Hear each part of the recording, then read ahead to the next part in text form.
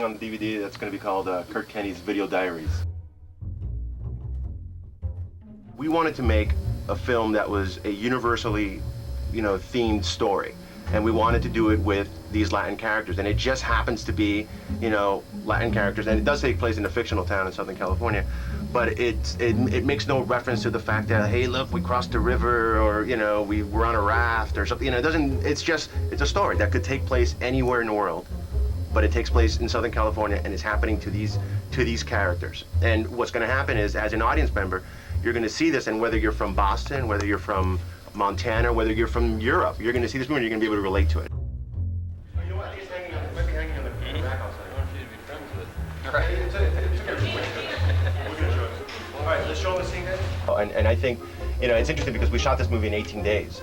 And when we were first setting up that schedule, Ronnie would ask me if I could really pull it off in 18 days. And I have a TV background. I mean, I've been directing for Nickelodeon, for a few years now. When you work in kids television, kids turn into a pumpkin at a certain hour, and you have to be done with them because you can't have them a minute over that. So you learn to really plan out your day so that you will finish your day, because if you don't finish your day, whether you're working in kids television or whether you're working doing ER, if you don't finish your day, you're dead and you'll never get called back to a show. Well, you can quickly sit down with that kind of background. If you have an editing background, and then if you also have a TV background, you can go, okay, I've got 5 shots, I can combine them into 2, and I can and I can tell the story. And then you sit there and you go, and I'm coming from that scene, and that will go into the one I'm going to shoot right now, but then I'm going to that one, and then you just kind of see it in your head, and then you're able to shoot it.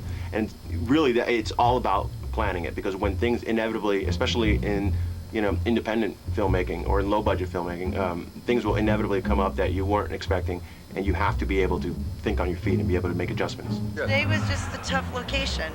Yeah. Because it's a practical set. We're basically paying this nice garage place no money.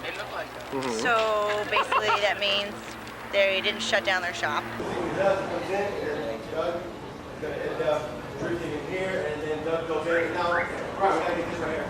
Boom, he yells at him. And then we promised that we'd be done in there by lunch, so then we could just move into the actual office part, and then they could start having their customers come back and fix cars.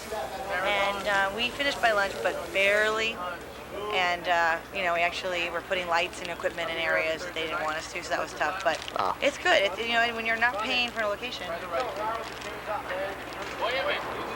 Shirt 1. All right. I gotta go now. I'll talk to you later. Okay. So yesterday I had a beard, and because I was playing the police officer, shaved it all off. Well, what's interesting is I've been waiting to make this movie for so long, and it almost feels like I've done it. Yep. Like I've shot it 100 times already. So right now it's almost like, don't I have that? Oh no, I haven't actually shot it yet. All right, gather around, gentlemen. I appreciate what you're doing for me and my nephew. Okay. We're looking for these 3 suspects. Beautiful. Excellent. I just let it play all the way through. Very nice. Excellent. Nicely done. Let's cut. Good. Good. Yeah, I think Joe's an excellent director. Indeed. No, I'm serious. That guy's top notch, man. He's great to work with, very giving. Gave me an apple.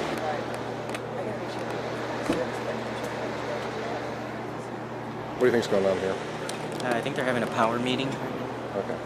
I know it's issues. I think Ronnie's talking about issues about the F word being in the movie, and I'm not a big fan of the F word. I just think it's fucking crazy for people to use it. It's fucking bullshit. Huh? It's fucking bullshit. It's fucking bullshit, really, dude. There's nobody walking around the movie going, "Órale, vato, come here, man, I'm going to put a gun to your head." There's nothing like that, but yet they're all Latin, and the majority of the actors in the movie are Latin. We're doing the movie in Spanish. Última tocadera, no? Everybody's watching the DVD, they all think let's just do the whole thing in Spanish. Todo el mundo, lugares. Okay. Okay, lugares, todo el mundo. La última tocadera, por favor. Silencio, por favor. Y de ahora en adelante, todo en español. You're making the white people nervous.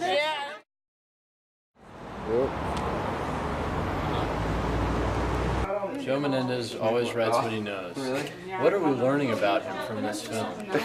Nothing. It's like you watch movies on DVD where they can talk and bullshit freely, but the problem is you go to the movies and they do the same damn thing. I mean, ignorant assholes who just talk, and we have to be annoyed the whole time. Cut, good. Let's circle that one and do one more. Yeah. Excellent, excellent, excellent. I feel that James is speaking what I'm always thinking. I go to the movies, I hear you people talking cell phones and babies. Fuck you. I don't want you disrupting this audience any more than you already have. Does anybody here feel like we're being disruptive? Speak up now.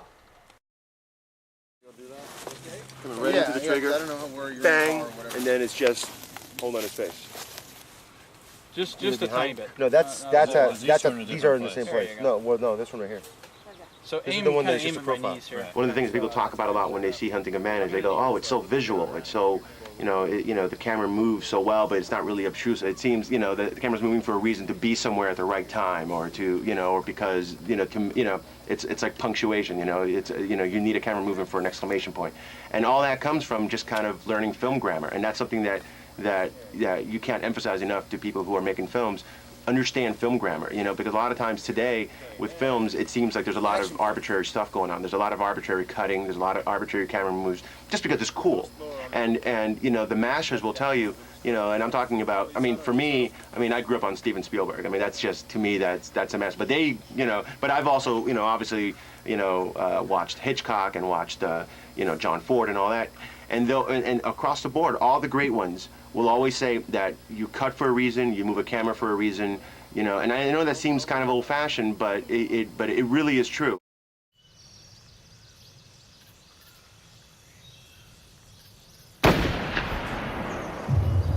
Attaboy. Nice, nice. You did it. All right, Simon.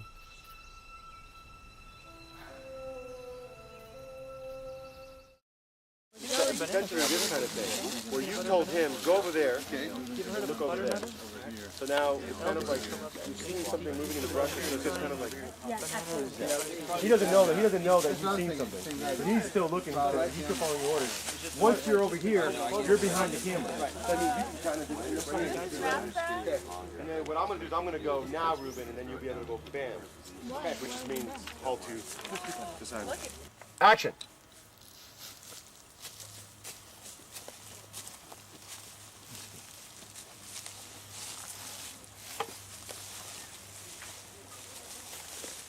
That's it, guys, and now Alvin.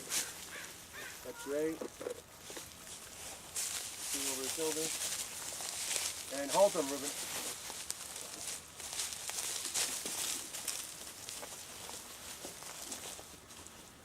That's our shot. Uncle Bert loved to hunt.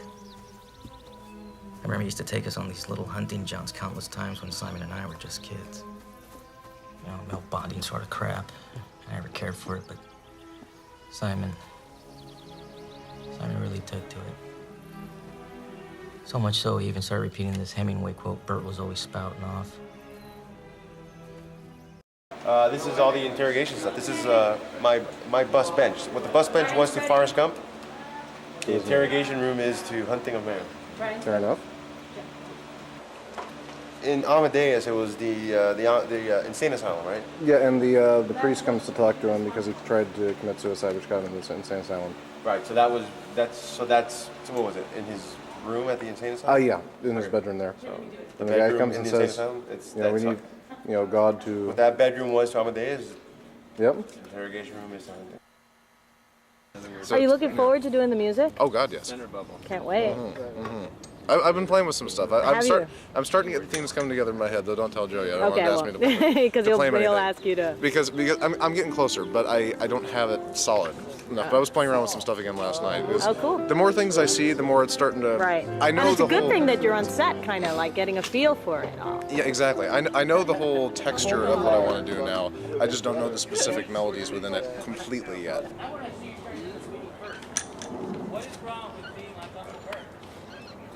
So Pete's just come back from his job interview in Chicago, and as he pulls up and the taxi cab lets him in, he finds his brother Simon pulling up at the exact same time.